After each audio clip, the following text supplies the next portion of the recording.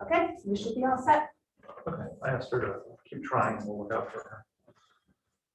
Okay, so it is now 6:37. I'd like to call the February 8th, 2021 Amity Board of Ed meeting to order. Our first order of business is the Pledge of Allegiance.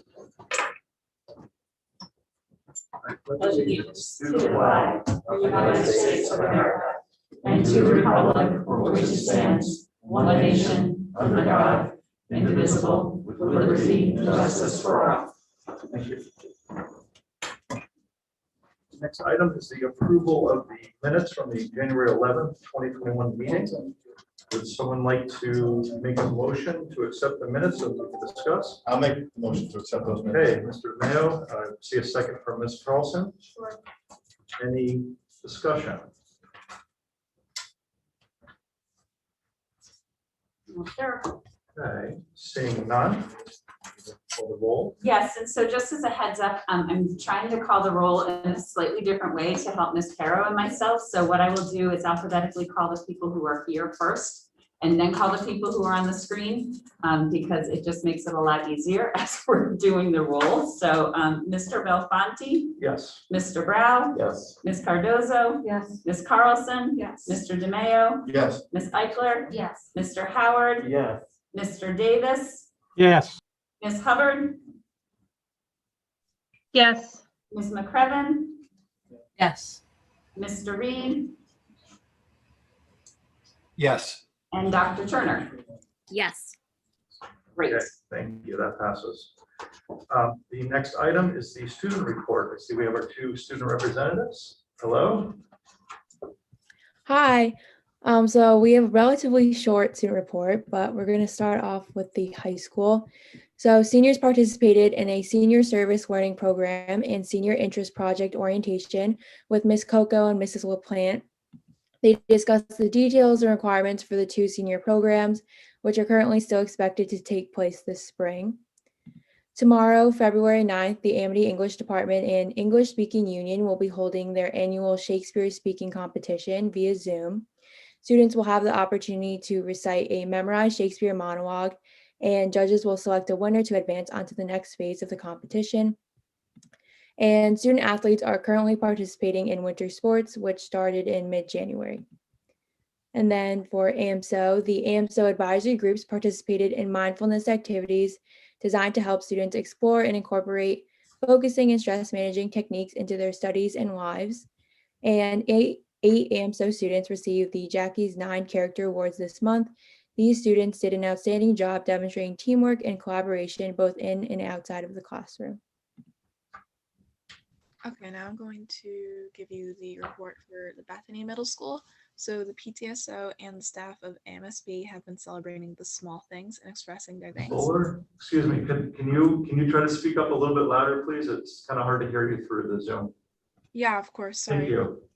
So for the Bethany Middle School, the PTSO and the staff have been celebrating small things and expressing thanks. One of the ways they've been doing this is acknowledging fun holidays. Students and staff have received small gifts associated with these days. For example, they received bubblegum on National Bubblegum Day. The gymnasium is back in business. The middle school is thankful to the workers who replaced the burned flooring, remediated the smell of smoke, and refinished the gym. The students celebrated the grand reopening last week. This past week, the middle school held the BE Amity Super Bowl Challenge, where students participated in a variety of challenges in effort to win supplies for their cohort. That concludes the student report. Okay, thank you. Does anyone have any questions for our student representatives? Okay, thank you. Okay, moving on to item 5, we have public comment. Ms. Eichler, I know we had some We did. We emails. had some emails yesterday and today. There were 75 public comments in total. They were all regarding the 2021-22 budget proposal. and against potential cuts to programming and teachers. Some of the specific thoughts that were repeated in many of the letters are as follows. Many of the messages refer to the fact that residents chose this region for the strong educational system, and cutting staff and programming are not what residents are looking for. A decline in the quality of education will essentially affect property values long-term. They are asking that the Amity Board of Education be thoughtful and creative to find cuts in other areas that will not affect programming. They see that these cuts are in direct conflict with the Amity mission statement. There were also many messages that support the budget that was presented on January 11th at our last full board meeting. Also, that these cuts in programming at the middle school level will dramatically affect students' social and emotional well-being, especially in these times in the middle of a pandemic. Many of the messages called for no cuts at all to any programming or staffing in the district. And finally, specific health and PE cuts seem to be poorly timed considering what our students are experiencing during this pandemic. So that was the 75 messages in a nutshell. Thank you. That was a very good summary considering we all received copies of a lot of those, and I think that was a really good summary of exactly what was said. Okay, moving on, we have the superintendent's report, item number 6, Dr. Myers. So just starting quickly with the personnel report, if you were not aware, the governor in his last executive order reinstated the Families First Coronavirus Relief Acts and the Emergency Paid Family Sick Leave. So the numbers that you see at the bottom of the page will not go away anytime soon, because we are essentially back to the same place that we were when the federal government's support for those programs expired on December 31st. And all of that is retroactive to January 1st. So we are working on making those adjustments. I think the other good news that we had today was that anybody who is in the 65 plus category is now qualified for VAMS. And so Ms. Welton already had that list of our staff sitting in a spreadsheet, and I believe she uploaded it this evening. If not, she will tomorrow morning at 7 o'clock when she starts her day. So we have our first set of staff into the VAMS system. Moving on to the superintendent's report. I also just wanted to recognize the seniors who participated in the SSLP and SIP orientation program, in part because we know that that was something that last spring was felt rather acutely by the seniors that we were unable to provide that. We still are going to acknowledge it may not look the way that it did 2 years ago, but we will at least continue to plan for that and make adjustments through the springtime so we can hopefully offer that to our seniors. I would also like to recognize both the high school and the middle school administration, as well as the counseling department, for putting together a robust 8th grade transition program that has to be done all completely virtually.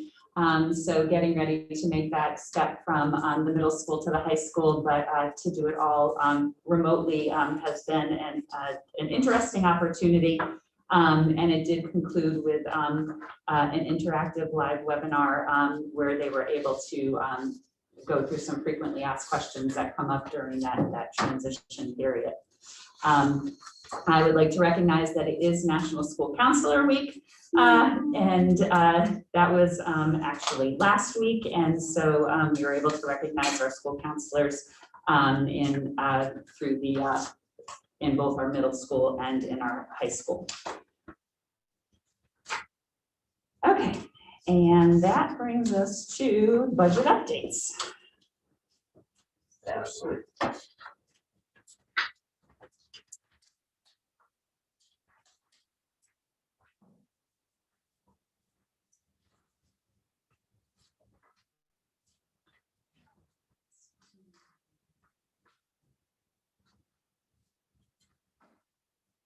Okay, so for the people at home at Zoom, I'm gonna do the same thing I did last time, which is hide your faces, so that way you're not on the screen.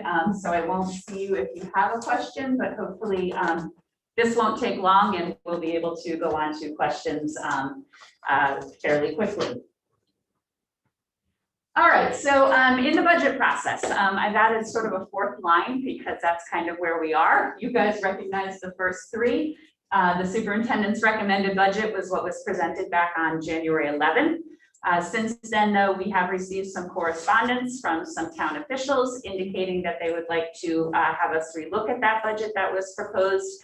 And additionally, after making 2 out of the 3 presentations to the town finance boards, there was also some indication that they would appreciate it if we looked at the budget for possible reductions.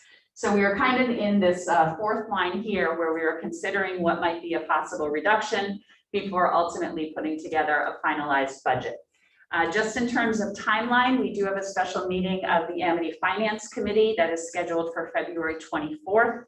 That would be the point at which the AFC would make a vote on the budget to move forward to the board. The board, if you remember, does have to vote to approve a budget by March 15th. So that's kind of where we are in the process. So just a quick reminder, on January 11th, I presented a budget to the Board of Education as well as the AFC. That was a 4.75% increase over the current year's budget.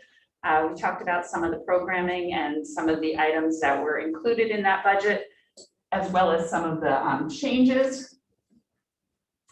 Since January 11th, we have had a couple budget adjustments. And this information was actually what was presented to both the Orange Finance Board as well as the Woodbridge/Selectmen's Joint Board meeting. The first is our fuel grid price came in lower than what we had anticipated. The second big change is that we had 2 contracts that were negotiated and then ratified. And we were able to adjust the budget for the numbers that those contracts will actually cost the district, as opposed to the placeholders that were sitting there when we developed the budget back in January. Hopefully the board approves those contracts tonight during our executive session, so that way we know that that is all set and taken care of. But ultimately, that reduced about $524,000 from the budget, which brought us down to where we currently sit, which is a 3.72% increase over the current year's budget. And so that is what we did present and share to the towns. So I do want to be clear that all of these changes right here actually don't change anything in terms of our programming or in terms of what we were hoping to accomplish in the 21-22 school year. These are just adjustments to the numbers that we had once we were able to get some final figures after some of those fuel bids and contract ratifications. So again, as a reminder, once you break this out by the towns, you can see how the allocations pan out for the 3 towns, what the % increases are. And then next to that, I have indicated what we returned to the towns basically this month as well from last year. One of the things that I seem to keep getting hit with when I kept going to the town finance committees was they kept saying that Amity keeps adding to the taxes and we keep taxing our taxpayers more. And I just want to be really clear, Amity doesn't tax anybody.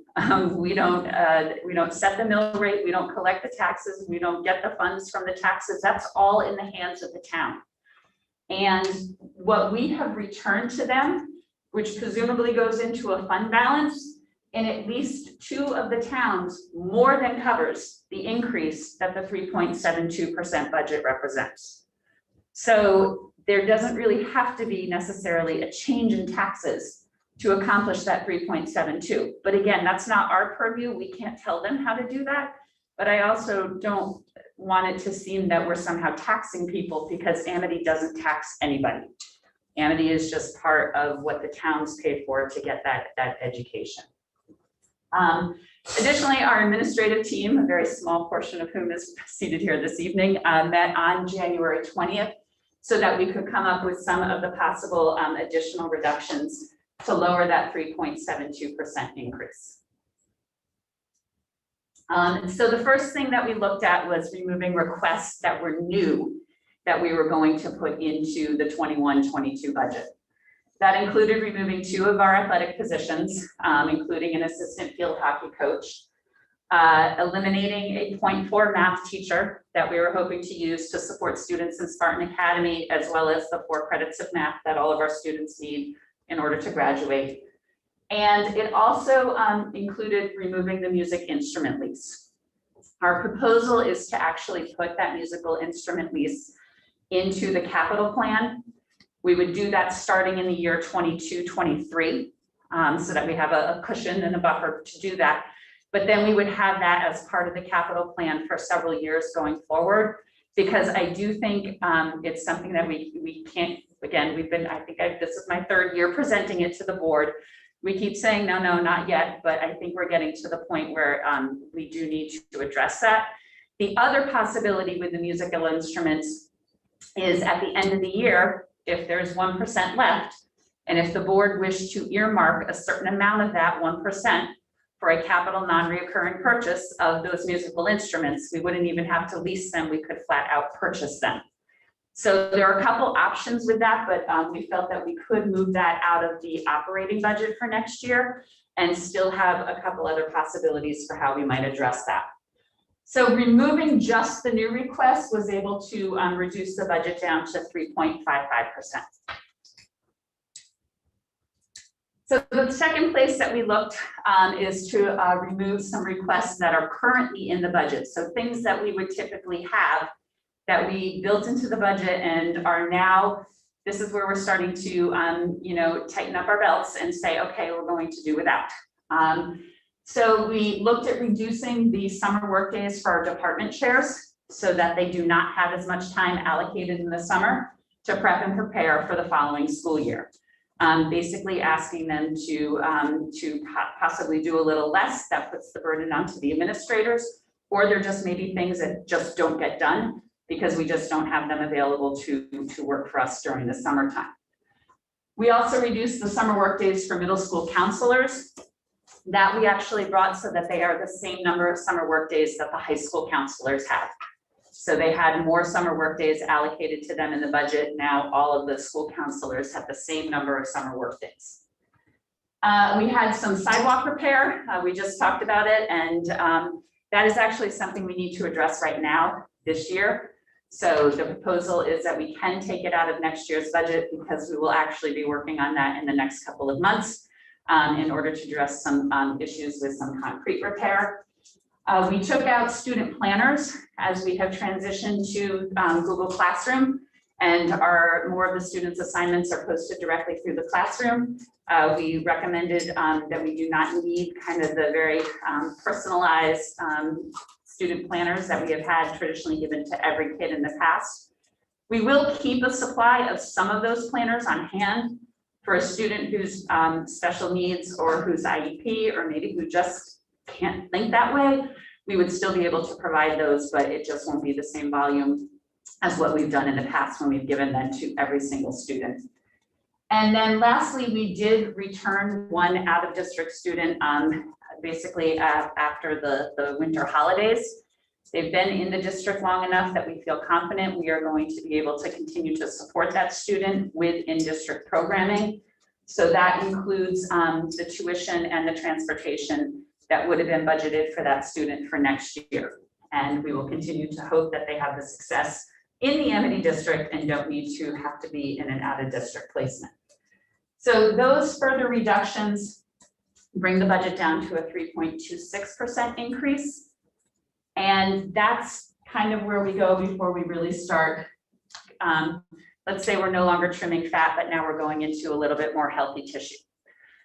So these are all existing staff positions that are currently in the budget that if we are pressed to continue to go past that 3.26, this is where we would start to look. So we would look for one teacher position through attrition, which means basically that when somebody retires, we do not rehire for that position. And with that, we have to make the programmatic adjustments with that person no longer working in part of the Amity staff. We are also looking for possibly reducing an administrative assistant. And that would hopefully, with our fingers crossed, also be through attrition, because we don't really want to reduce and cause somebody to lose their job.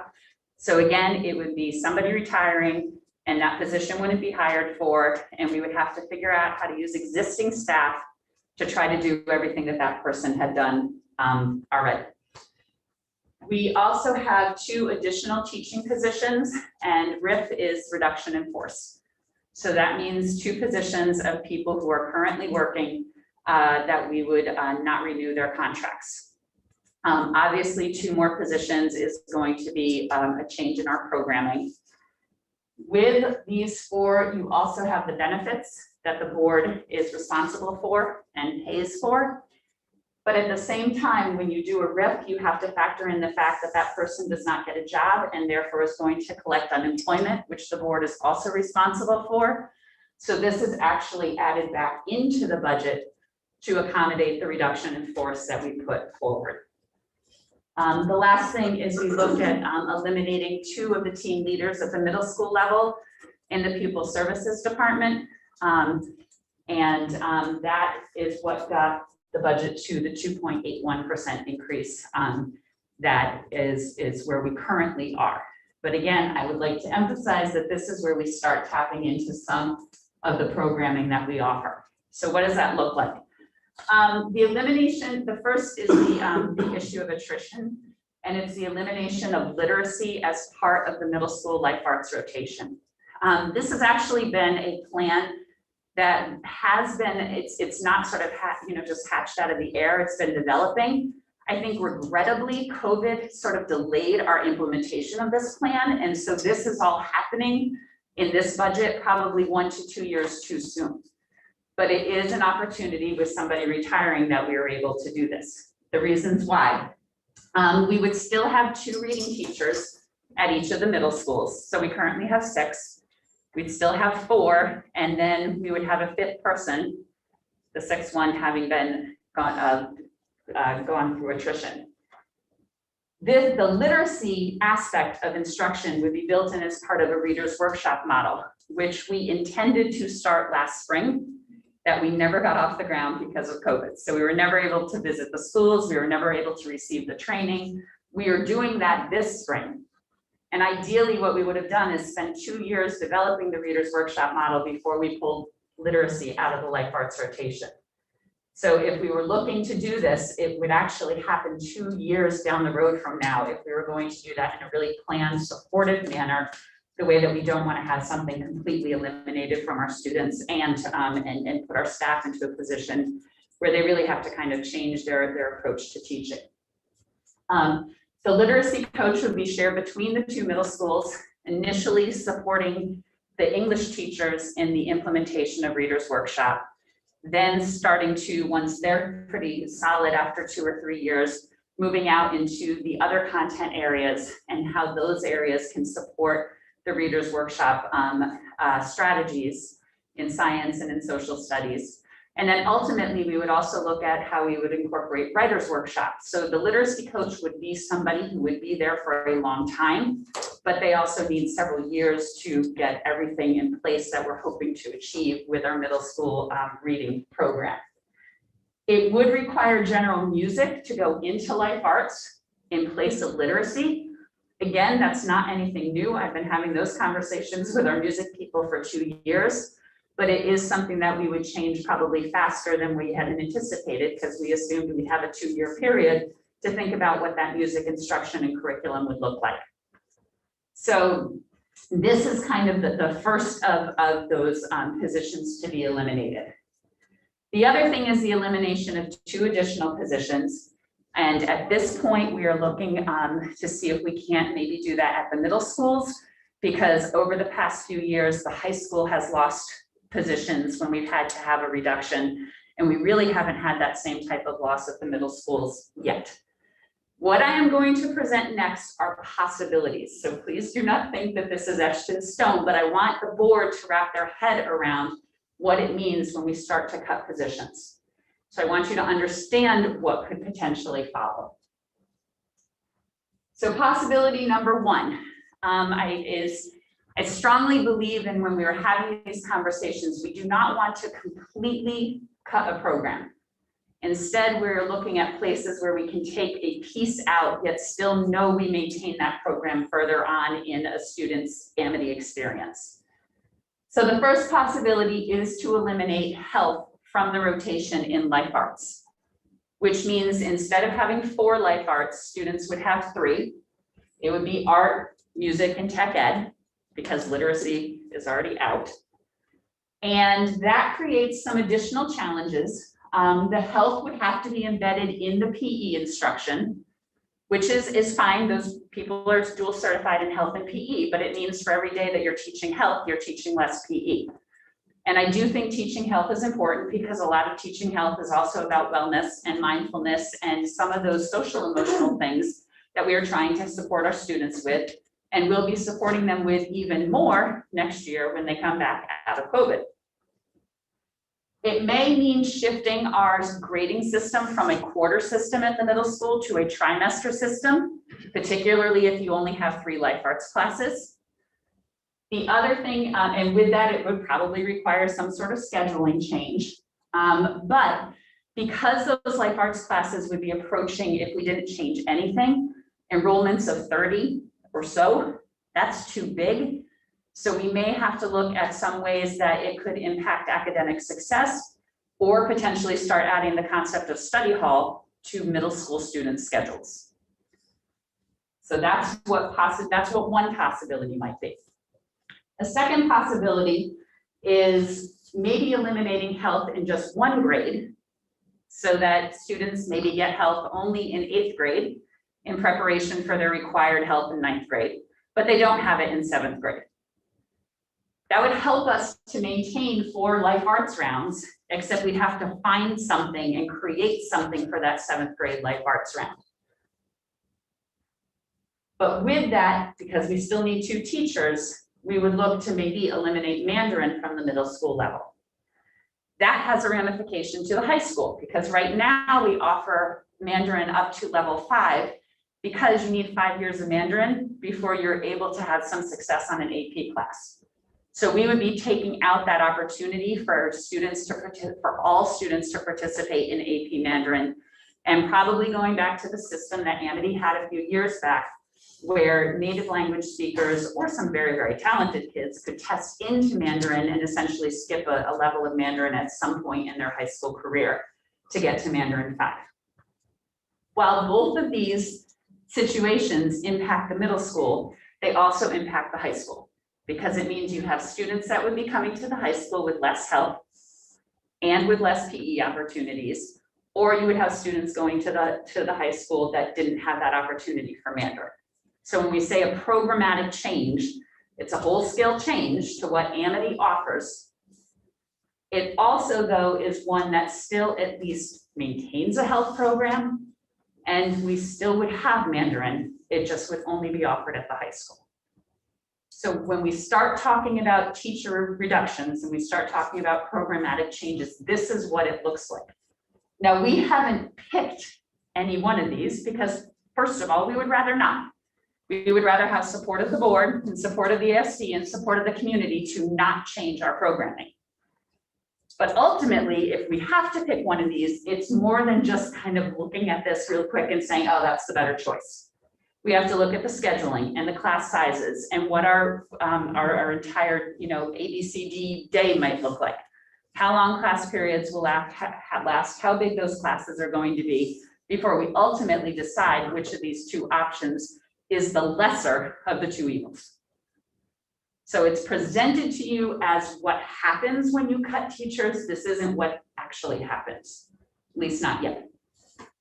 But I do want the board, hopefully the public, hopefully the AFC and our other leaders in our towns to understand that this is what we're talking about. This is the point where we're at when they keep saying your budget's too high.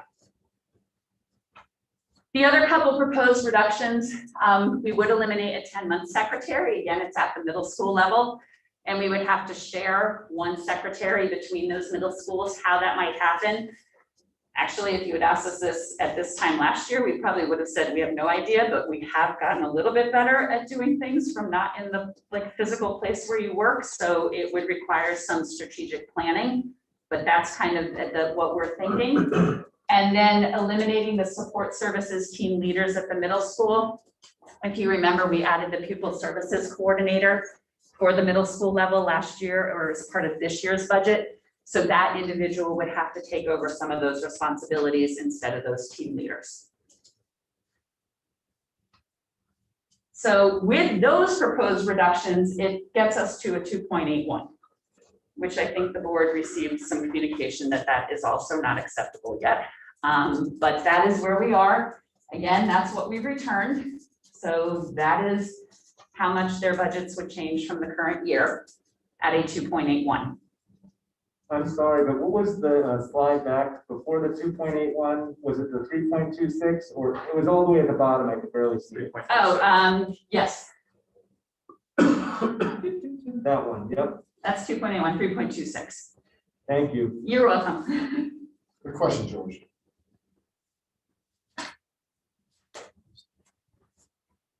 And so that's where we are. So again, we will continue, the goal is in the next couple of weeks to look for two things. The first is we're waiting for our final numbers to come in from insurance, because that hopefully will be another place where I can put some parentheses around some numbers. We just don't know what that's going to be.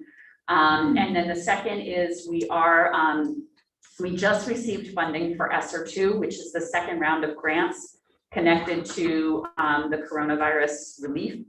And we're going to look and see if there are some items in next year's proposed budget that we might be able to repurpose and hopefully use some of that grant money for. We won't be able to use all of it because you can't supplant, it's supplemental. But we do hope that we would be able to find some way to lower the budget using that ESSER grant. So that's what we will work on. We will present something to the AFC. But before we kind of get to that point, I think it's also fair to hear from the board, or for the board to at least be aware that as we continue to cut and lower that percent increase, we are now going into people and programs.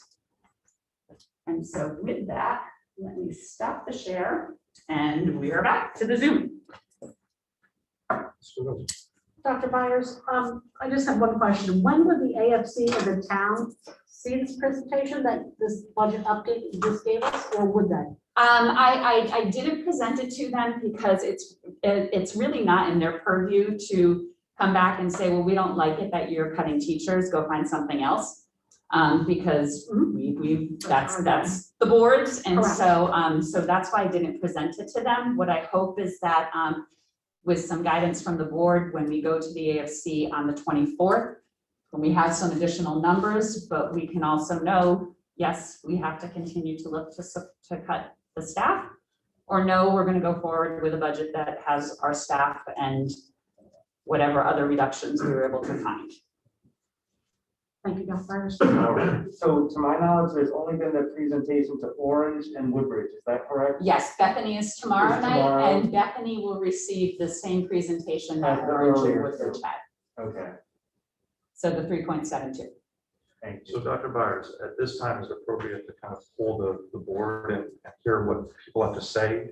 And I know there certainly was a lot of discussion at the AFC meeting, and Pat and Chris and Dr. Turner could also add to that. I think we can definitely pull the board, and then also, again, we'll challenge the board to the same thing that we've said to all of our staff. If you can come up with some other idea that we are missing, we're welcome to it, because we've sort of, as I pointed out to the AFC, after 6 years where you consistently have gotten to an expectation where you have a 1% budget, when all the time your contracts are 2.5%, you cut away all the extra stuff. And so that's where we are right now. And we've been doing that, and we've been defraying it. And last year, and I'm not going to pick on Mr. Brow, but I sure remember when we cut those textbooks, he said, you know what, we're all going to remember we cut those textbooks. And when we come back here, we're not going to cry about it, because we are going to support those textbook lines next. And we knew that. So yes, I would love to hear other ideas, because we're sort of running out of them. So. Yeah, There you go. I'd love to, thank you. I'd love to hear from everyone to hear where they are with things and their thinking and what they heard from the community and how you think we should go forward. Because we're worlds apart right now. I mean, at the AFC, it was brought to our attention, and I think we talked about it before. I believe Orange is looking for a maximum of 0.47 or 0.49 increase. I don't know if Woodbridge or Bethany has given a number yet, Ms. Cardozo, but it sounded like the best you can do type of request, as low as you can go, I believe it was called. That was exactly what was said, correct. All right, so, I have an issue with, where we are at a 3.75, and we have some different options here to get down to a 3.55, a 3.26, a 2.81. But quite honestly, we're worlds apart. And it's a tough year, and there's a lot of unknowns still. And, the surplus is always being brought up as something that's, in the background. Well, I mean, correct me if I'm wrong, but the last 4 years or so, at this time of the year, we've been upwards of well over $1 million. Right now, I believe we're at 500 and so, and we still have other costs with COVID this year. So, I'm just really curious what everyone's thinking and where we should be with our number and what we should support. So I'd love to hear from everyone.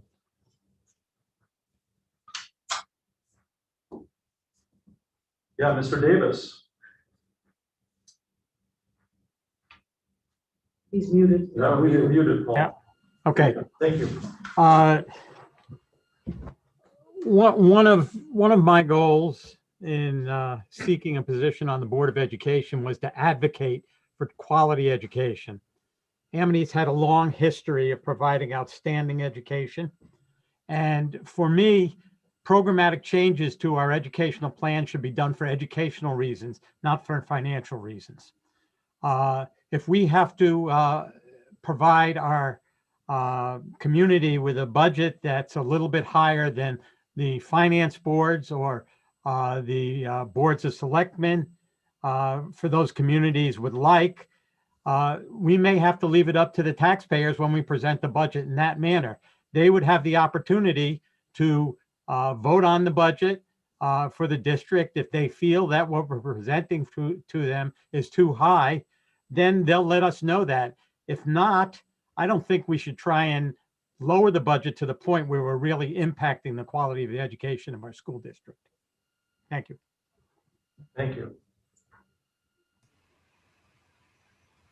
Yes, Mr. McCrevin, thank you.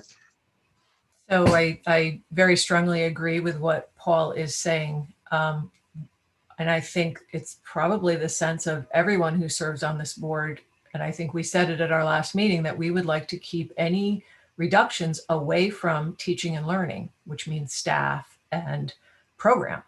So at the same time, I know that the towns are really struggling with budgets, and every department is being able to, they're all being asked to do as much as they can. And so in that spirit, I would like us to continue looking for places where we can trim the budget that will not impact program teaching and learning, not eliminating teaching positions, not changing our program.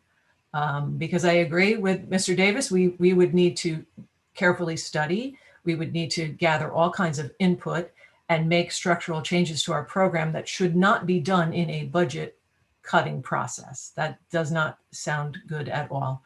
But at the last meeting, I had mentioned the capital non-recurring. I would like us to look very carefully at spending every dollar possible out of capital non-recurring so that we can reduce from our operating budget, and then find areas where we might be able to do shared resource agreements or shared services with the other districts. We've talked about that in the past. We know that that's an issue structurally going forward that we need to look at carefully. This might be the right time to do that. But I think that we've got a process of budget setting that gives us an opportunity to keep looking. But I think we should make a strong statement tonight, if other board members agree, that we as a board do not want to cut program, do not want to eliminate teachers. That's my sense, and I'm eager to hear from others. Thank you. Cycling. I'll piggyback off Sheila's comment. I don't believe that cutting programming or teachers is the way to go here. I'm impressed by the amount of cuts that we're able to get us down to 3.26 without touching any of those important programs. There may be opportunities in other areas, and Sheila brought up a good point about talking about shared services. Whether we can accomplish that now under the wire of getting this budget done, or if it's something that we need to study for the future. I think that's untapped, and I'd be interested to continue that conversation. Thank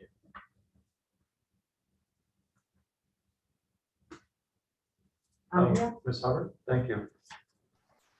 Thank you. I agree with all of those who spoke previously, and I strongly agree with the researching the shared services aspect of it and seeing what we can do to work with the other districts, elementary especially.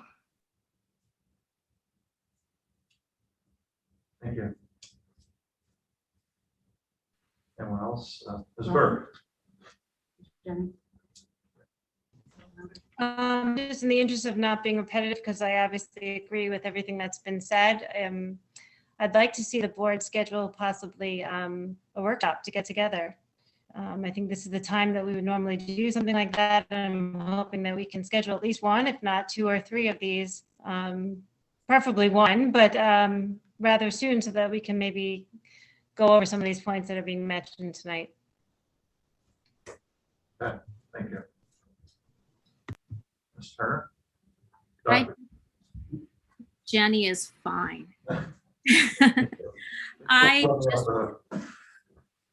just wanted to say that I agree with the prior points made and want to add to that when we're saying supporting programming and staff. To me, that includes the counseling staff. I'm a little bit unhappy to see that cutting middle school counselors thing. I think that they've got a lot on their plates and a lot more coming. And I want the counseling and the social, emotional side of this to remain intact. Thank you. Anyone else, or? And Mr. Mount?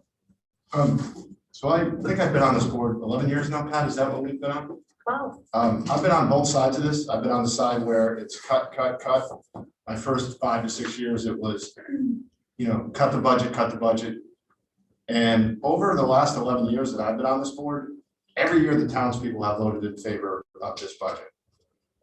My concern is if we start taking away now, and we won't be able to put that back in. I think 13 people shouldn't decide a budget like this. I think it needs to go to the townspeople. And if the townspeople overwhelmingly come back and say no, then I think it sends a direct message to all of us that sit here. And at that point, I would recommend that we all get together and figure out a way that makes sense for everyone. But I would be in favor of the budget number that was given in January and not any other cuts to this point. And again, leave it up to the townspeople. There was a lot of talk about the turf field and who wanted it and who didn't want it. And we left that up to the townspeople, and they overwhelmingly decided, not overwhelmingly, but decided to vote for that. So again, this budget is a difficult one. Since I've been on here 11 years, there's been a lot of push the can down the line. And from the last superintendent to this superintendent, we were made aware that we would have a difficult year. We were not aware of what COVID was going to bring, but here we are. When we continue to kick things down, we have to pay for it eventually. And again, I'll say it one more time. I think 13 board members should not make any type of cuts. We have a superintendent. We have an administration that we are very grateful to have. And this is what they have come to us without any cuts. And again, let the townspeople decide. Thank you, Mr. Chair. Steve pretty much said what I was going to say. But no, I was just going to say that I think Dr. Byers and her team, it's very obvious that they worked tirelessly to develop an intentional, thoughtful agenda. They've gone back to the drawing board. I think we have to trust them. They know what our kids need. I hate to think that we're even talking about cutting a health position and health FTEs and physical education FTEs. I think our kids need actually more of that. I know as a board, we've talked for a long time about the need to strengthen and grow social emotional learning. So it really worries me to think that that's even on the table. So it looks from Dr. Byers' presentation, they literally have cut everything they possibly could before we get to the adults. And I don't think any of us in this board want to see that happen. So, thank you. Thank you. Mr. Chair. Mr. Brown. So I have been on the board a long time also, not as long as Steve and Pat. And this is a discussion that comes up every year, and I would hope that we can protect our programs that are being planned to move forward. If there's programs that we were going to consider removing anyway, like the literacy or making a change there, this speeds it up. I'm okay with that. That seems like a reasonable expectation. So I would like to protect our programs as much as possible. And I do have a suggestion, which I brought up today. So last year we protected our health and medical expenses with a fund balance of about 20% year over year, depending on whatever the amount was that year. And we started going towards 25%. And last year we made the decision for this year to go to 30. And we are about $700,000 in the positive right now for halfway through the year, what we spent so far for that. And it's to be expected. Maybe people aren't going to the doctor as much, etc. People aren't going out on vacation and breaking legs skiing as much, etc. But there's a lot of money sitting there. There's about $1.2 million sitting there in that reserve, which when we already don't spend what we have, and then we maintain a reserve with that kind of amount. And I look back here, in 2016, we spent 85% of our budgeted amount, nothing touching the reserve, 72% in 17, 92% in 18, 84% in 19, 20. So we haven't hit that high again of what we budget for that, and yet we hold a lot of money in that reserve. And I think this is a year where we could take that amount, we could drop back down to an 18%, 20%, 18%, somewhere down in that range, because there are people that will recommend that amount for a surplus. We have the insurance that kicks in at 125 for anyone past that. So I think that's a source of, it's almost about, if you looked at maybe $600,000, that's about 1% we could take off. So we could keep our 3.2% with our staffing. Take a percent off of that, we could be at about 2.2, and I think that would be a very reasonable, and it would be one stroke, one area to target, and yet it wouldn't impact our programs for that. And like I said, the risk is minimal based on our last 5 years and the insurance caps that we have in place. Right. Well, no, good points, and I know we brought that to my attention recently, and I think it's certainly worthy of a conversation. And as we go forward in the next couple of weeks, it's certainly, we're looking for ideas like Dr. Byers just said, and so that could certainly be an area that we could look to reduce. Right now, I believe in the budget, it's for next year, it's at 25%, Ms. Lewis. So yeah, to go down to 20 or something in that neighborhood is a big chunk. Yeah, and that's going to certainly help.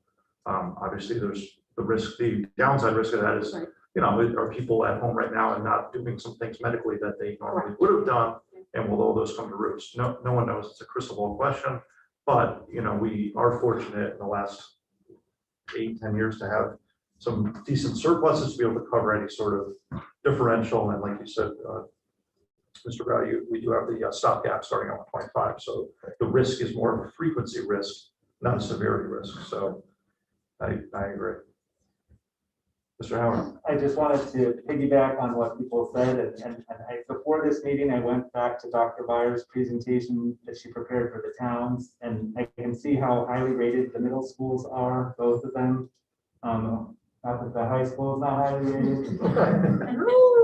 But again, like looking at these RIF possibilities that really would hit our middle schools and in areas like other board members said, health, I really, I have a problem with that kind of reduction. But Ms. Hubbard said something interesting about elementary education, and I do worry about the elementary districts as well, because, you know, I feel like their budgets kind of are almost set after ours. So we may not take taxes directly, but in a way, indirectly we do. And so I do worry about the educational implications for the pipeline that leads to Amity. So just, you know, I would ask you to really, you know, keep that in mind. I live in a little neighborhood. I have an Orange Board of Finance person on my street. I have a teacher on my street, and I have myself. So, you know, and we have to be able to work this out together and get through this. And this is very unusual times. And so I don't think, like people are saying, don't focus necessarily on the money first. Let's look at the quality and not lose sight of that. So I agree with what the board is saying.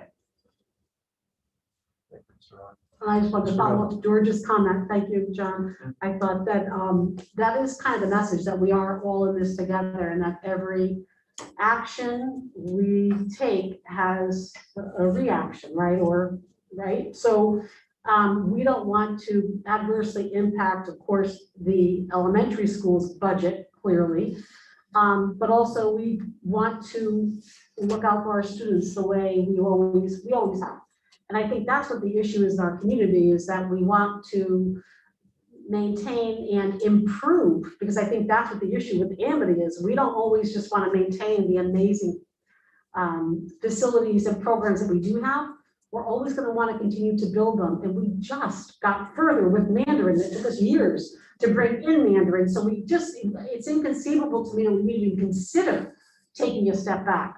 So like everyone here, I just think it's important for everyone, particularly the public, that if anyone is watching, to hear that we do want the best for our students. And that's why, you know, we've hired a superb superintendent is to work with us and provide not just excellent programming, but also to support the needs of our staff. So it's kind of our job to really work with Dr. Byers and Terry Lewis to say, where can we cut? And to defer to them where they feel that they can cut. So if Chris has a great idea, which sounds like it may have an opportunity, I say we charge, you know, our administration to consult with our healthcare consultants and just say, what can we do? We may hear something positive coming from Anthem, we may not.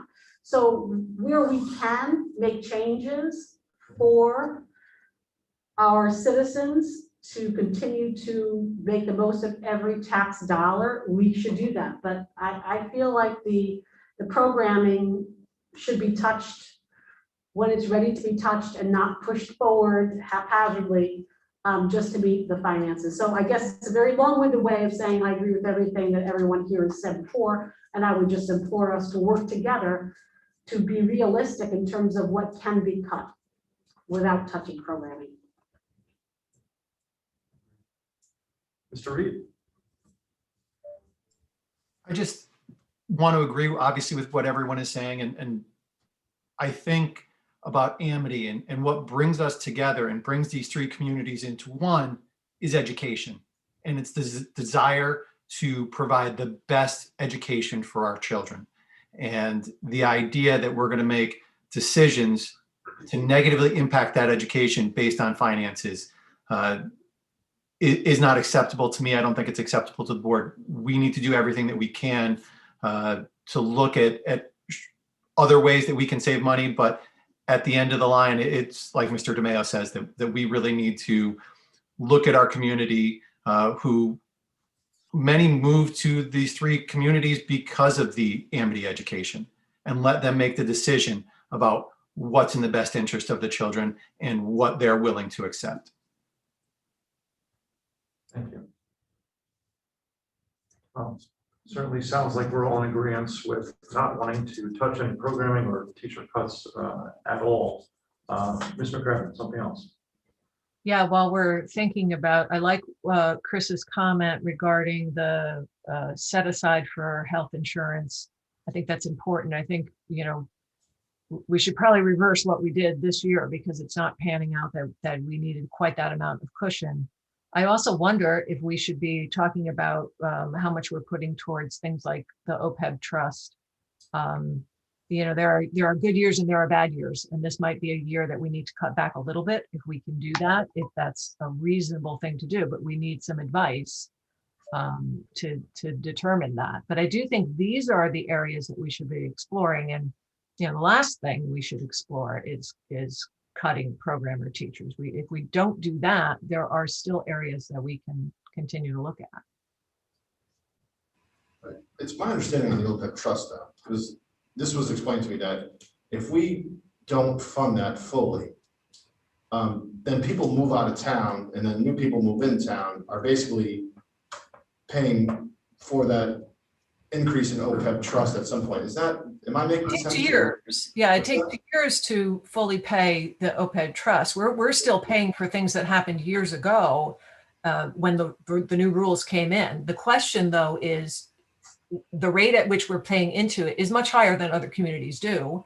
I'm not saying we should be paying at a much lower level than other communities, but I wonder if we could do a balancing at this point because we paid a lot into it already. We're doing very well with that from my understanding. So maybe if someone could talk to us a little bit about how many more years do we need to pay into to have that fully funded, the pension or the other post-employment benefit obligations that we currently have. And we're not adding to them at the same rate that we had been. So there's probably some adjustment that could be made here. But I do see your point, Steve, that these are obligations that were entered into by previous boards to us. We can't not fund them. That wouldn't be fair. I'm just saying we need to adjust the number. Well, we have someone right here that offers some help. So with because that we on have this done- list. You guys, we can't see your faces at all from home. Because we have done so well in funding our obligations, there is $0 in next year's budget request because we're at a proper funding level. So it's already at 0. The pension contributions are increasing to go down. We've made adjustments there with employee contributions to reduce that. We heard our financial advisor on our pension funds, and we've had good returns on the pension fund. So, but again, because the board and through our budget process do contribute our actuarially required contribution, we are at good funding levels with all of those, and they're going in the right direction. Sick and severance is fully funded. There's $0 in the budget for that. So we are addressing those. Well, it certainly sounds, yes, Ms. McGraw. Sorry, I'm cutting someone off, but I don't know who. That's okay, go ahead. Terry, is that a number, the OPEB contribution, is that going forward continuously or it just happens to be next year doesn't need to be funded? It's on a trend that could hold for a while. So unless there's, a severe market downturn where we lose investment money, but every year the actuaries will review it, but it's likely that we may not have to, contribute from the operating budget to that fund. Right, because obviously when we go down, then we have to go back up again. But if we're going down on their say so, then we've already adjusted for it. That's great. Thank you. So there was a request, I believe, by Ms. Burke to have a workshop. I don't know the temperament of the board and what they would want and whether or not that's something we wanted to do before the AFC meets on the 24th, or do we want the administration to come back to us with some of the ideas that were bounced off us tonight, such as the funding for the sick and severance, as well as the capital non-recurring fund reduction, and some of these other larger ticket items that can possibly reduce our number. So I kind of wanted to hear from everyone what their thoughts are on the next couple of weeks. Ms. Carlson. Thank you, Mr. Chair. I just wanted to ask, and maybe Mrs. Burke can elaborate, like a workshop on what, I guess is the question, because I feel like right now they're doing the budget tour. So maybe just a little more information exactly on what would the workshop, what's the purpose? Ms. Burke, did you have any thoughts on that? I was thinking of suggestions like that were made tonight so that the board could freely talk. I mean, Chris said he had a suggestion that was discussed today, but I'm not aware of who he spoke to about it. So this is the first I'm hearing of it. Things like that, ideas and suggestions that we're hearing, that we've heard from Chris, from Sheila.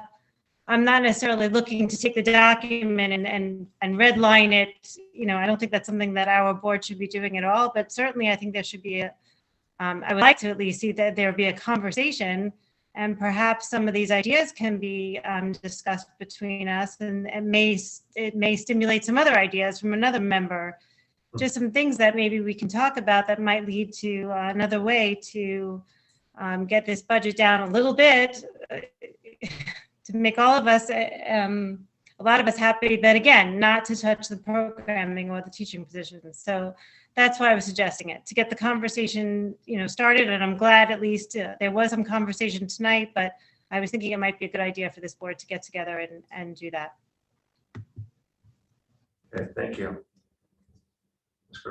Mr. Chair, would it be simply more expeditious for Terry and Dr. Byers to do some research, speak with Anthem, give us some numbers, see if they can do something, preserving programming, and just see what the numbers are. I don't know what they would be or if it would work. I don't know that we would have the expertise to go line through line on the budget. And I don't think there are that many lines that they can possibly pull from. So rather than have us sort of have this huge conversation, I would again defer to the experts that know those lines by lines better than we do. They've already gone through them, we know, but if there's anything that could be done in place of these programming changes, or just leave the programming as it is and just look at the medical and whatever else that can be looked at, I think that would be simpler than trying to have 13 members go through budget line by line. Well, the board has one employee, and that's Dr. Byers. Dr. Byers, what do you think about this? Well, I think one of our challenges is that, and we asked it at AFC tonight, is that none of the towns outside of Orange have given us anything that they would even entertain as something that we should be paying for. And they sort of indicated that they would know that by the time we met with AFC at the end of February.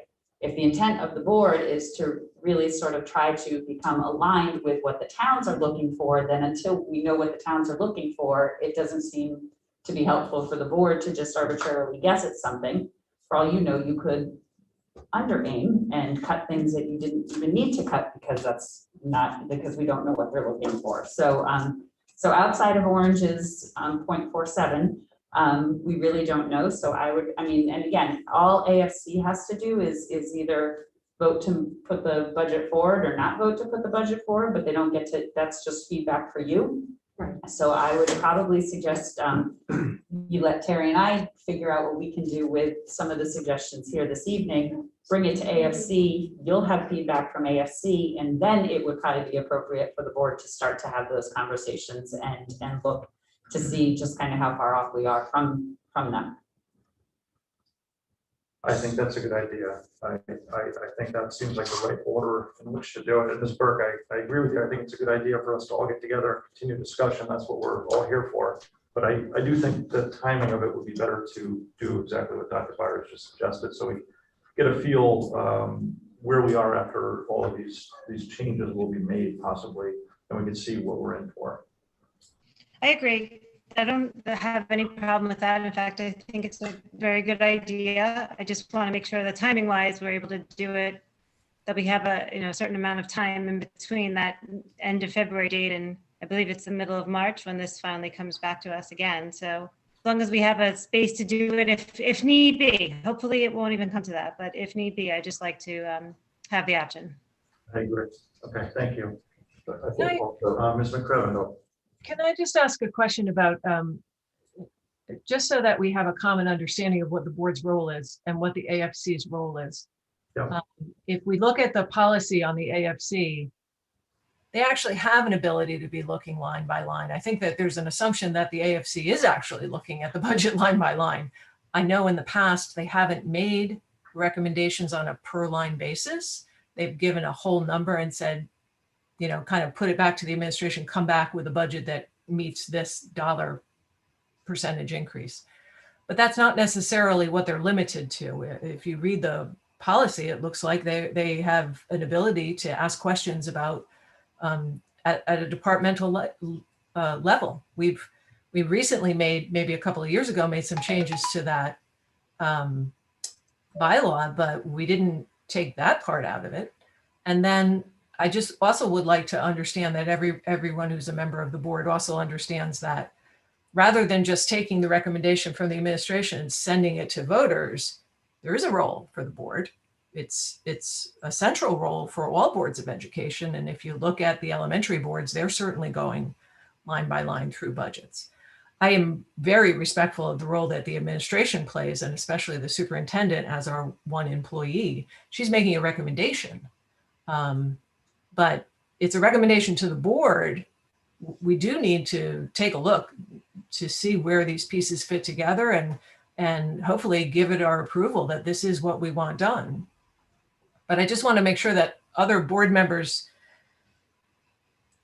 have, an interest in looking at it line by line. I understand that Robin's suggestion of a workshop is maybe the timing's not right, but I think at some point we should be looking line by line.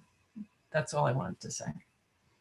But I mean, I would welcome anyone to look at any other ideas that they may have in the next, 24 days or whatever it is, or 20 days, whatever we're at now, for 2 weeks till the next meeting to the AFC. Right, absolutely. Mr. Mayor. To play this out though, if the Amity Board of Finance comes back and says in a vote that they do not support the superintendent's budget, it has to go posted in the newspaper, correct? That says the Amity Board of Finance did not approve. No, that's the piece we took out of the policy, remember? We literally took that out. Oh, all right, scratch that from the record. That's okay. However, We looked that up last year too. However, at the same time, we did put it in that yellow sheet of paper that goes to everyone. The explanation of the budget does now carry a line that says it was approved by the board on such and such date. It was either approved or not approved by the AFC on such and such date. So people will know. Listen, I agree 1,000,000%, but I'll go back to, I've been on this board for 11 years, and I've been on the other side of it for the first half of my board existence. And I said, cut, cut, cut. And I got egg on my face for the first 5 or 6 years. All I'm saying is, I think the townspeople are ultimately going to decide yay or nay. We can sit here and say, let's look line item by line item. But the last time I checked, I was a pretty darn good coach here at Amity, but I never taught here, and I was not an administrator. So for me to look line by line and I don't know, I'll make one other suggestion, Terry, because I'm going to say it at some point. Is there an opportunity for some folks that may be retiring to give them some sort of retirement package and hire people at a lesser step? And I don't know with the insurance, if we would have to pay for insurance for some of those people, and then the lesser people at the lesser step, if they already had insurance. You can't hire that way, but I don't know. that would be my only other, I've asked every single year, Shan, so I might as well ask one more time. What's that? Now you do. I was waiting for it. I like sitting next to Shan. But that's again, I'll go back to, it's their job to figure it out. I'm fully in support of the budget where it sits right now. That's just me. So one step at a time. Let's hear back from Dr. Byers. Let's hear back from Ms. Loomis, and we'll have the AFC on the 24th, and we will go from there. Okay. And what I will do for the purpose of the board, because you can't really have a meeting between now and then, but I will try to keep the board members updated through my Friday or sort of weekly communications. And then if you have questions that come as a result of that, I will respond to your emails. So that way we don't end up with a board meeting, but also it's a good opportunity if you continue to have ideas. We would be more than happy to entertain those ideas and listen to thoughts and positions that you have. That gives us some guidance for where we might make some reductions that are supported by all of the board members as well. Thank you. Okay, let's move on. Moving on to item number 7, discussion and possible action on the revision to the 2020-2021 school calendar for the Amity Middle School in Bethany. I believe this was as a result of the fire that occurred. Yes, and so I did send the board a communication so that you would know the potential options. But when Amity Middle School Bethany had the fire, they had a day where they were unable to come to school, and also all the kids' stuff was still there, so they couldn't actually do remote learning. We have exactly right now 177 days in our calendar, so we don't have any wiggle room at the end of the year. And so there are 3 possible options that we could consider for making up that day.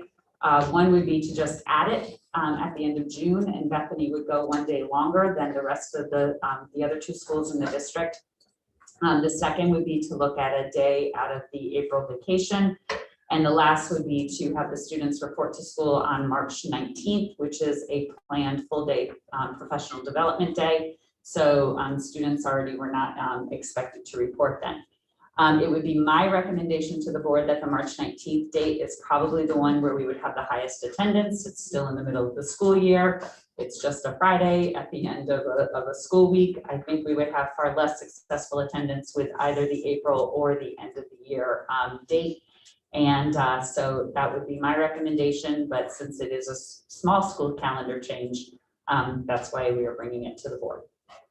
So we are going to need an action on it, but because there's no action set in the documents, I think we are okay to have a little discussion before we do that, so that we can see where all of our interests lie with that question.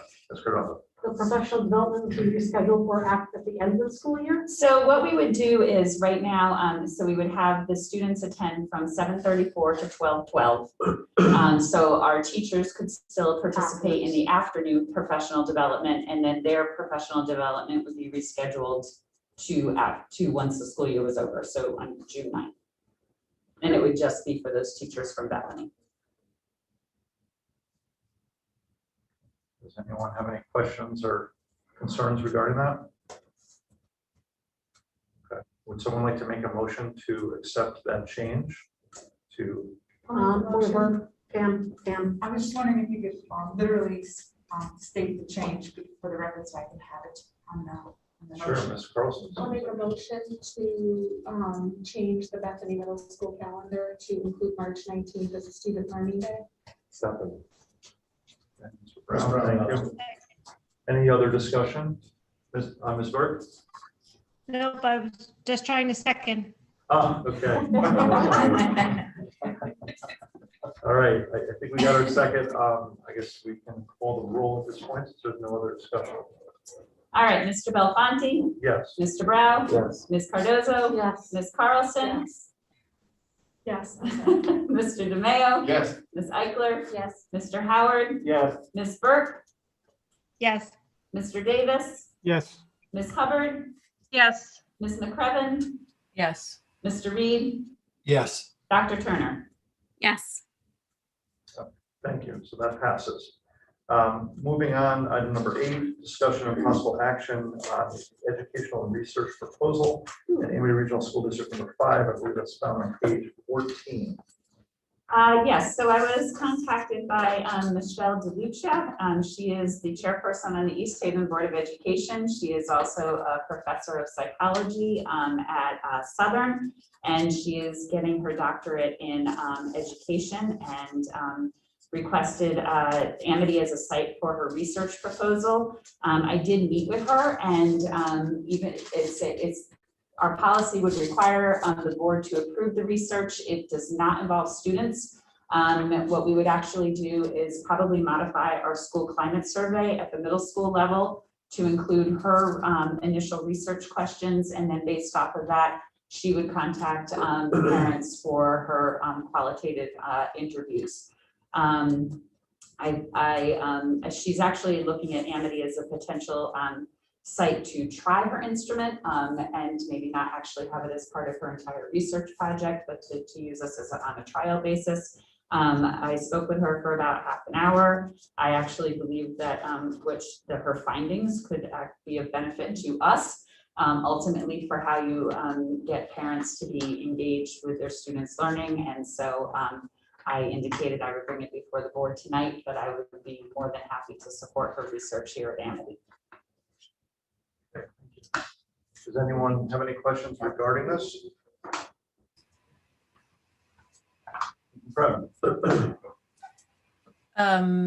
Some a little, I guess I could say, concerned about the questions that are going to be included. Questions about intelligence of, I guess, the parents, not the student. Am I understanding this proposal correctly? It's the parents' mindset on intelligence. So it's really more about growth mindset versus fixed mindset, and with that specifically related to intelligence.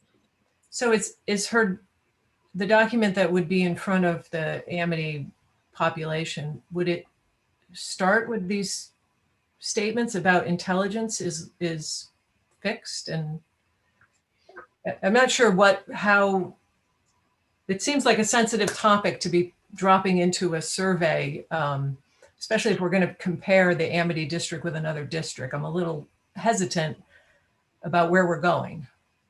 I don't believe that there's a comparison of the Amity district to any other districts. She's trying to identify specific DERGs that she can research from, so that way she can eliminate some of that, I believe, from her research study. We do not have copies of the questions that would be here, but it would be included as part of the school climate survey, since it's the one survey that we actually administer to our parents. Mm-hmm. So it is about the achievement gap, though, right? Is that the gist of her research? No, it is not about the achievement gap. It's about how parent mindset, I believe, influences their involvement in their students' education. If I could interject just real quick, I share Sheila's concern about the wording of the questions, just because of the theory is that a growth mindset helps parents be involved in their child's education. And you've got these questions or these statements that are putting in people's minds that you can't do much to change intelligence. Like, that seems a way to turn parents off to the involvement. So again, I think that that the board is confusing a research proposal from the actual questions that would be included. And typically somebody doesn't put the questions in until it's gone before IRB, but she can't go before IRB without actually having a site to do the study. So I think at this point she's gathering her research sites, and we don't actually have the questions she would be asking because she hasn't gone to her institutional review board. Okay. So is there a way we can put off making a decision on this until we know more about what we're deciding? No, because I would just tell her that Amity would not be a research site, because she actually needs to know that in order to go to her institutional review board. Patrick.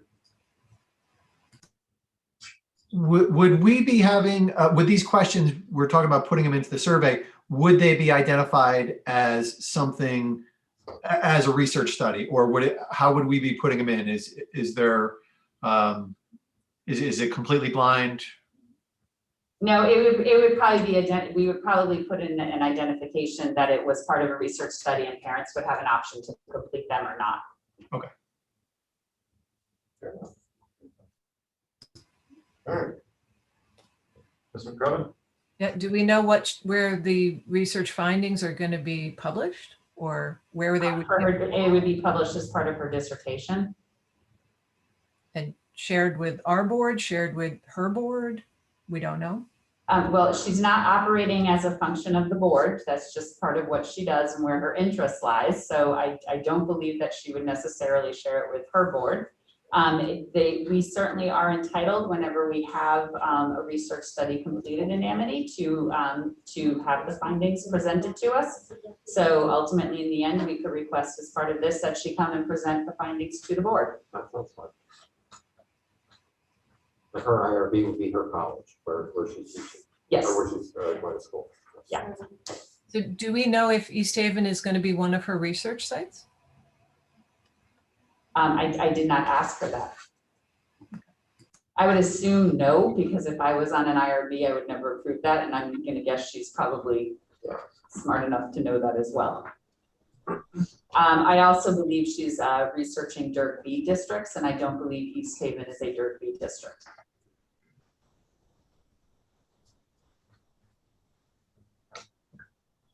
So we need to make a motion. I'll make that motion.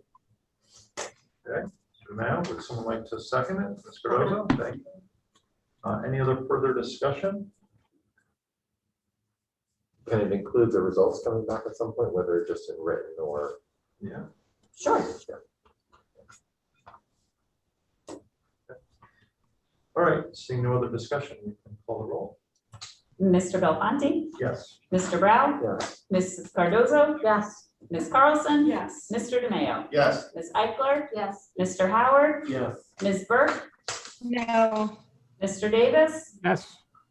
Ms. Hubbard? Yes. Ms. McCrevin? No. Mr. Reed? Yes. Dr. Turner? Yes.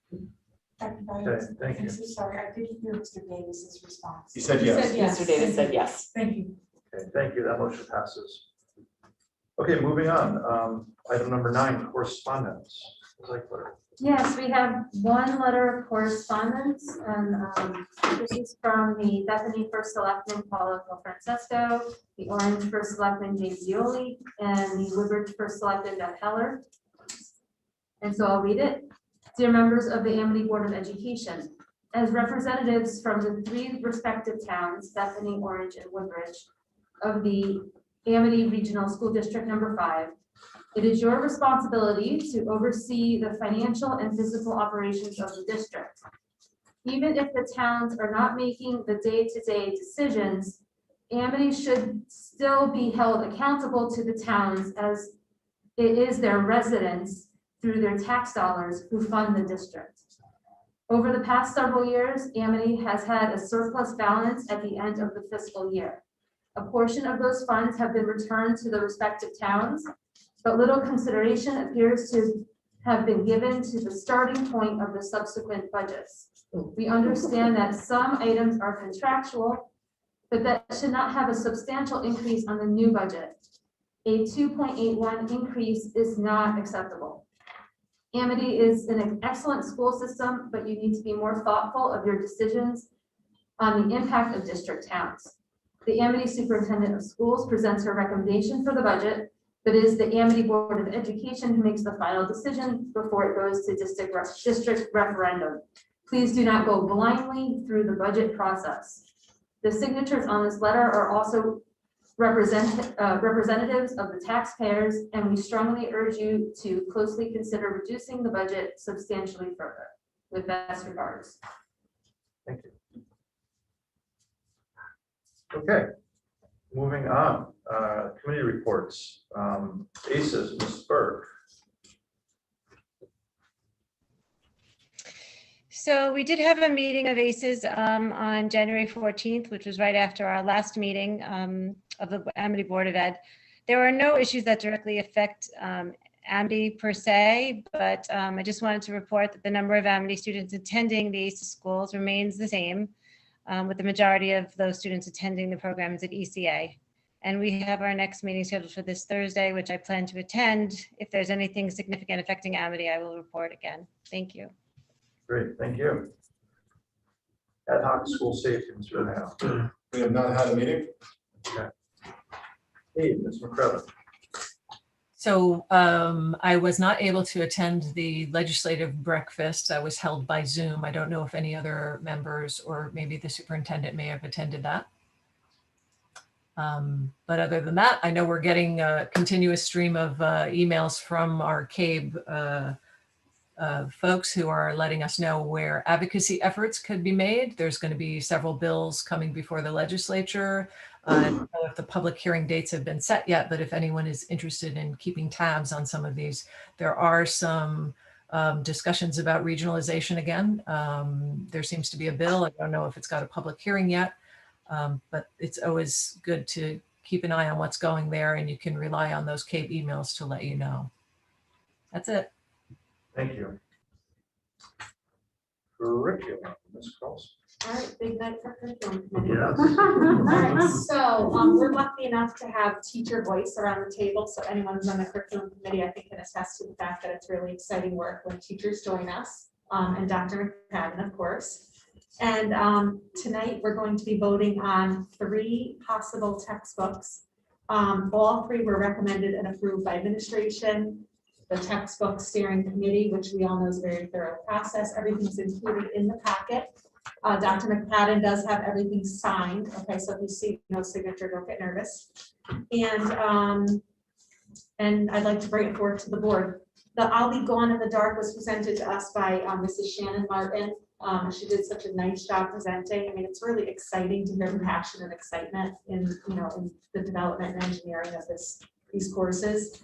And also Introduction to Mass Communications was, I think, Mr. Iverson. And then Bringing Science Alive, Forces and Energy is Mr. Foley, who's presented to us before. So I don't know if anyone has any questions, let us know. Otherwise, we did share this with you at the January meeting.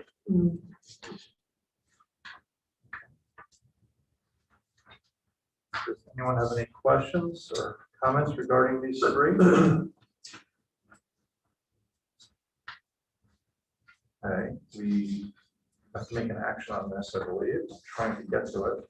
Can I make an action to accept all 3 at once? Okay, Mr. Brown, do we have a second? I'll second. Second, thank you.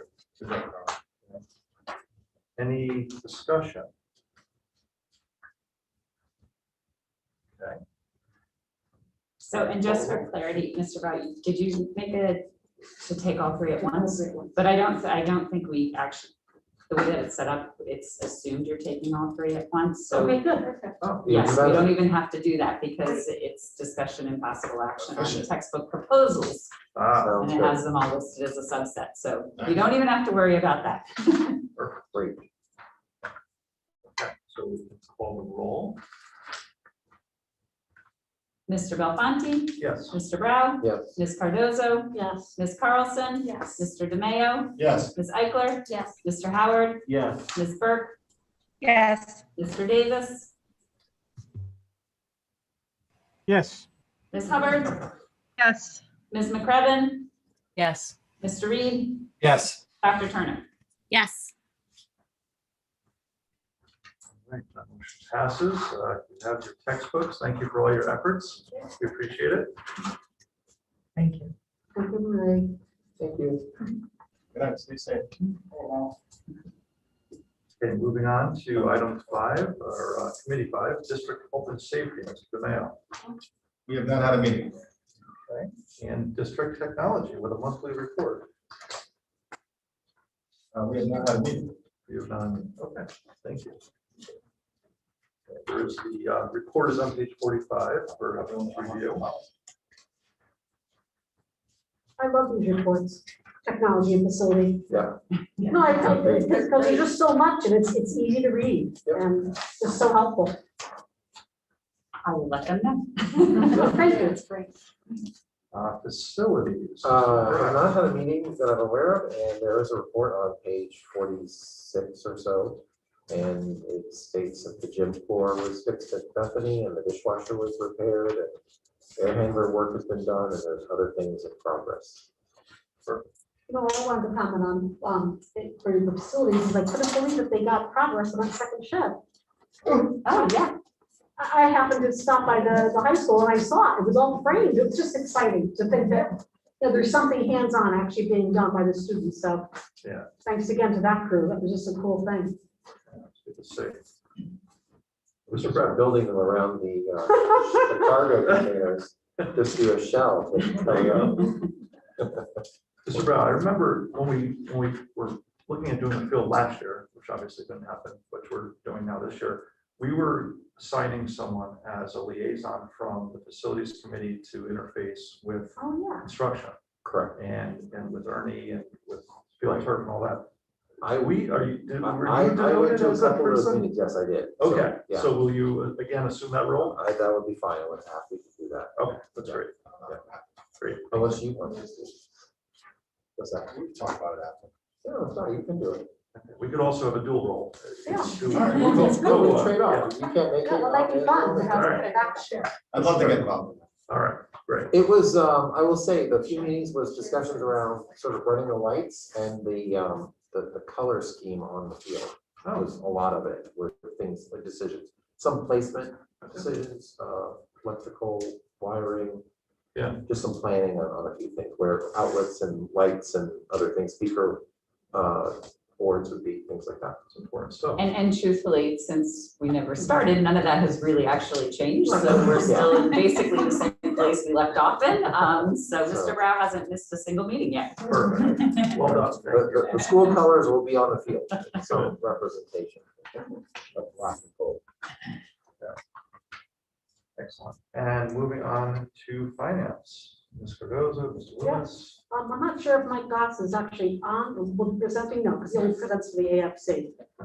So you can see in your packets, we did have a readout from DeMayo Schneider and Associates of our financial performance, and frankly, it was the bright spot, I think, in the AFC meeting, and that's that the news was very good. I know that that's an oversimplification, but as we all saw with the stock market, in general, Amity did quite well, and I think maybe even a little bit better than expected. Yes. And BlackRock did better than Vanguard. And we put all our money into GameStop. Well thought. Terry, I'm not sure if you'd like to take us through the financial statements the way you typically do with AFC? Sure. So the change this month, the fund balance is increasing by $366,000. Very small amount of that is due to changes in revenue. Most of it is expenses coming in lower than expected. So still operating, in the pandemic environment and trying to figure out day to day how things will be. As far as salaries go, every time we have remote days, we have far less use of substitutes, in many cases, not at all. So there's some savings there as we operate remotely. Classified, we had contracts settled. We also had changes in staff. We have are adjusting for overtime. And there's a lot less overtime as our buildings are not really open in the evenings anywhere near to the extent they were pre-pandemic. Insurance, you can see that we're about going to take an assumption of about $173,000. The current $600,000 will hold for the year. That's probably one of the largest changes in the month-to-month forecast. There's changes in special ed tuition and transportation as we return students and change their services. The one increased cost is the expectation that food services will be, originally it said $100,000 deficit, right now $150,000. And there's a budget transfer later in the packet to start to fund some of that because we are getting, near a zero balance in the bank account. We have to still continue to pay our bills. I will tell you that I did submit testimony to the state legislator who is taking up school food service debt on the state level. So obviously it's a problem bigger than just Amity. So I outlined, the many areas that food service is a problem. Even though we've done things to reduce staff, there's increased costs and much less revenue coming in. And so far, none of the grants that we've had allow us to use that towards food services. So we ask every time, as does everyone in the state, can we use this for food services? And right now, no. Which is why we need a budget transfer, right? That is correct. So we're no budget transfers under 3,000 in January. We just had that snow blower in time from December, so that was good planning. But budget transfers over 3,000 on page, is it 160 in our packets? Terry is asking for money for the cafeteria expense. So the first transfer is for $75,000 to get us through the next few months for cafeteria, and the second transfer is for technology department to upgrade the CAD lab for the software and the computers for the CAD lab. And they're just transferring money between their accounts to cover the overall purchase. Again, the AFC did approve both of these motions. Thank you, Ms. Curtis. Would someone like to make a motion found on page 160? I'll move to approve the following budget transfer from contingency to cover the operating expense I'll of second this school lunch program, 75,000. Thank you, and thank you, Mr. Mayor. Any discussion? This was brought up at the AFC, but I do think it's important for the board to recognize that this brings our contingency account down to about 67,000 for the remainder of the school year. So we had one other purchase earlier in the year that we had to pull from contingency. Good point. Snow removal's not looking good. Yeah. No, it's not. How do we stand on snow removal? Right now? So we had about 42,000 as of the December bill, so I think January was 10,000, and so now February is gonna just be probably less than that, so. Hopefully it ends in February. Let's hope so. Okay, any further discussion on that motion? Okay, saying none, can we call the roll? please? Yep, Mr. Belfonte. Yes. Mr. Brown. Yes. Ms. Cardozo. Yes. Ms. Carlson. Yes. Mr. DeMayo. Yes. Ms. Eichler. Yes. Mr. Howard. Yes. Ms. Burke. Yes. Mr. Davis. Yes. Ms. Hubbard. Yes. Ms. McCrevin. Yes. Mr. Reed. Yes. Dr. Turner. Yes. Thank you. That passes. And would someone like to please make a motion on page 161?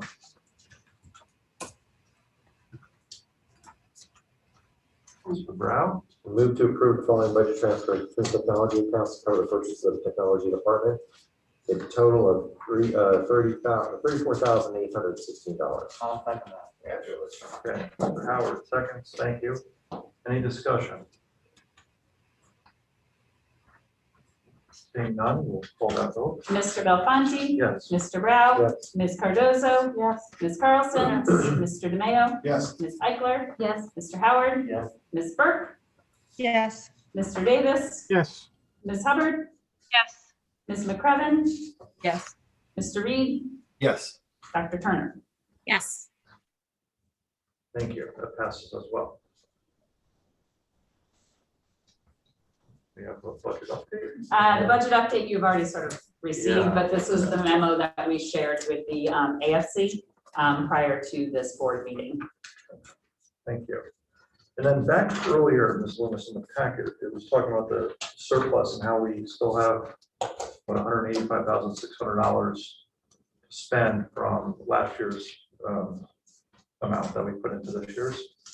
Are we planning on spending that in the next few months? No. Am I not understanding that? So right now, we have already anticipated at the end of the 2020-21 school year, there's certain items that we've already taken out of the 21-22 budget that we are anticipating we'll have funds and we will be able to purchase those at the end of this current school year. Okay, I understand. So, so not unlike what we did with textbooks last year, but we are definitely not just tapping into the textbook item. It's little things here and there.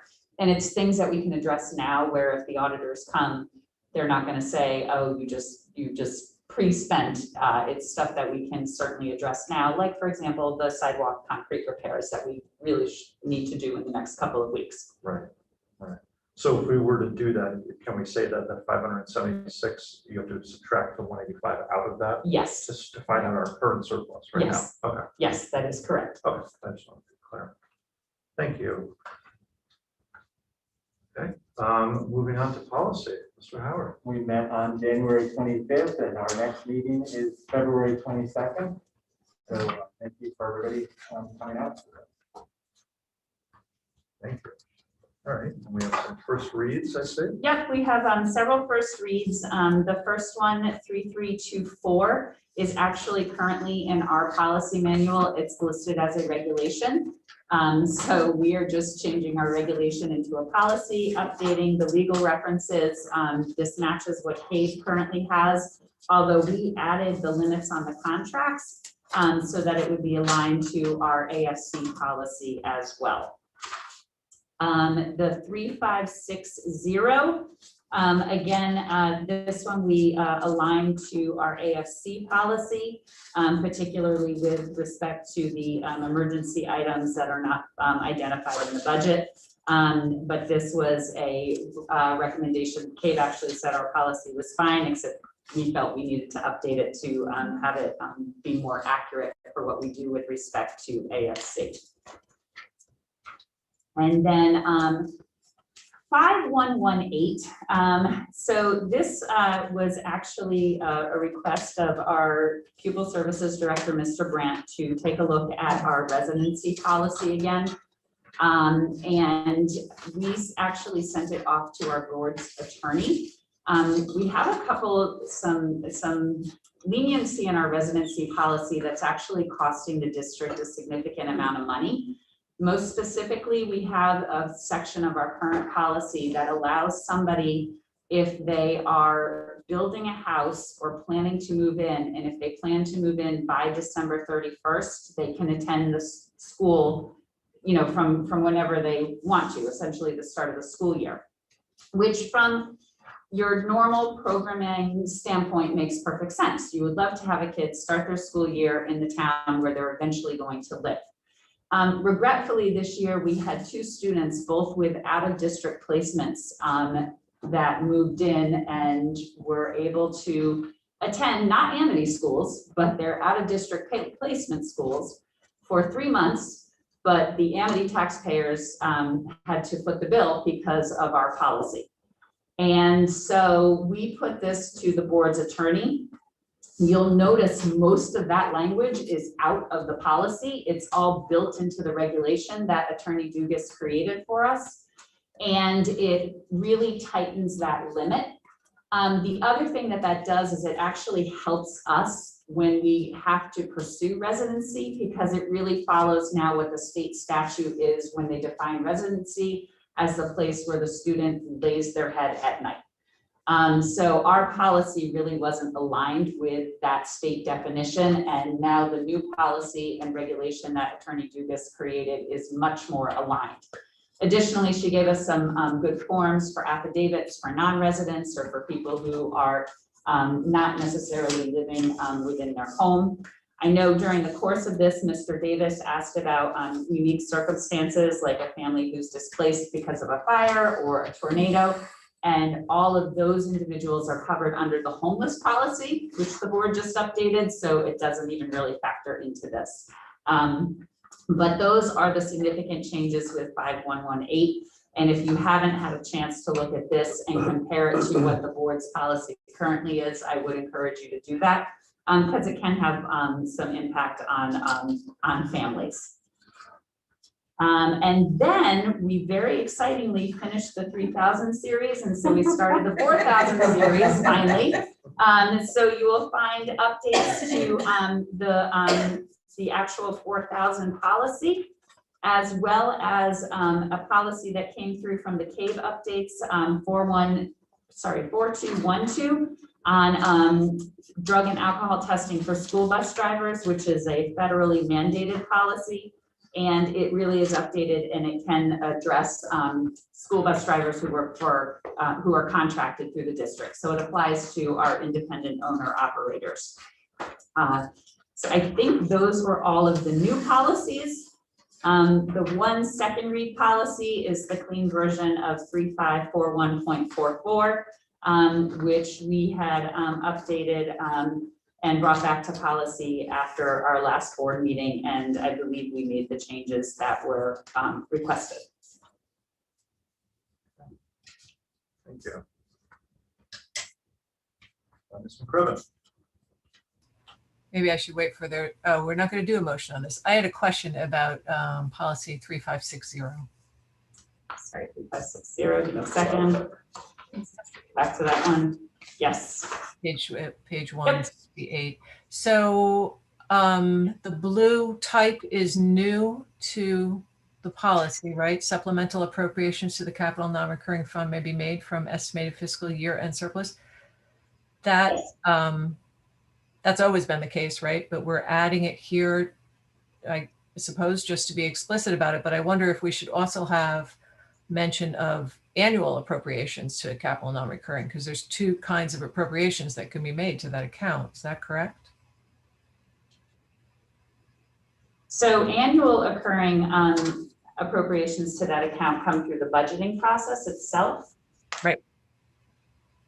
So I think those would be covered under budgeting, not necessarily the capital. We could certainly send it back to CABE to see what their recommendation would be, but this is, again, we're utilizing their policy services and the legal team who drafts their policies, so we could definitely ask them.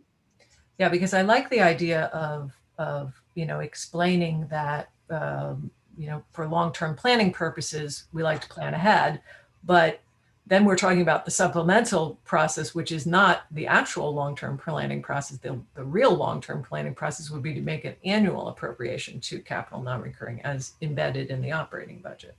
At least that was my understanding of it. And then I guess in the next paragraph down, I'm not sure I understand, maybe it's a shade of difference, but we're changing it from must be approved by the Amity Finance Committee to must be presented to and forwarded to the Board of Ed with a recommendation. Isn't that kind of the same thing? I'm not sure I understand the difference. Actually, I think that's better language because we have that problem with our other AFC process where it says we have to approve, we have to approve and forward a budget, where this could be, we don't approve and still forward it. So I think it's a little better if it says there's two possibilities there, right? Rather than just the approval and forward. And I believe that was the exact discussion that we had at policy, because I can seem to remember Mr. Davis bringing up the point that it is entirely possible that the AFC could select not to approve something, but if we still felt that it needed to be presented to the Board of Education, we would, with the recommendation or with the notation that the AFC did not approve it, but it's still ultimately the board who could make that vote based on that piece of information. So I guess I would ask if this change is because we changed the AFC policy, or are we, because this was created after AFC policy was created. And I think that it was, let me check the date that they, well, it's not on the here. There's no date for when this originated, but it clearly. Well, it was adopted in 2005. Right, which is exactly when the AFC policy was created. So this was kind of created in tandem. If we're changing it from approved to can just float through without approval, is that really what the AFC policy was saying? Well, or I was thinking that we did this because we changed the policy, but this. I believe, and Terry and I can check, but I believe capital expenditures of the AFC policy is silent on. The operating expenditures, it's very explicit on, and the emergency expenditures, it's very explicit on, but I'm not sure that there was a great deal of information on capital expenditures. So just especially ones that are not identified in the budget. Yeah, so just having sat through the creation of this policy, I will tell you that the background is definitely had capital in mind, because that's part of what they were trying to address. So this is only first read, so I just thought I would mention this, and I would just ask policy to, maybe take a second look at how it matches AFC policy. So thank you.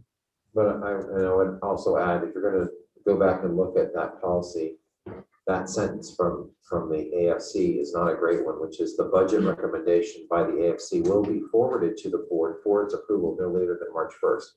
It doesn't say, it'll be, reviewed and then forwarded. It says, it sort of says, it implicitly says it has to be approved almost and then forwarded, because we wouldn't not pass it and then forward it.